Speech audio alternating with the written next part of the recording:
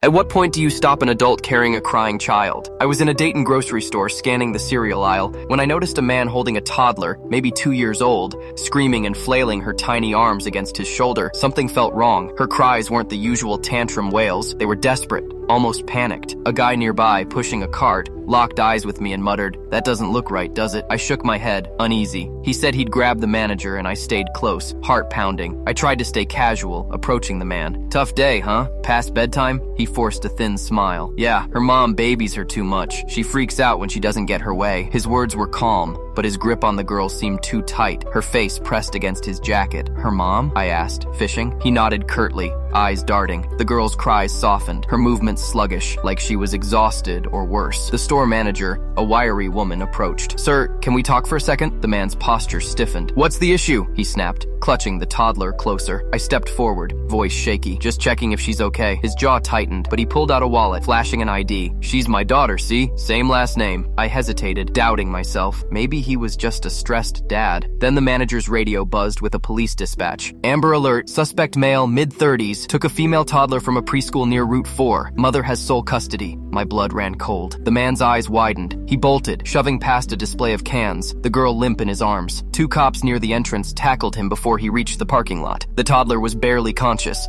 later found to be sedated with over-the-counter meds he'd given her to keep her quiet. The mother, frantic, had been searching since he'd snatched her from daycare that morning. He wasn't just taking her for a visit. He'd planned to flee the state, with a packed car found nearby. The moment that tipped it wasn't just the crying, it was the way she didn't reach for him, the unnatural stillness in her fight and his cagey vibe. Trusting that gut feeling and the stranger's shared suspicion stopped a kidnapping. The mother reunited with her daughter that night, sobbing with relief.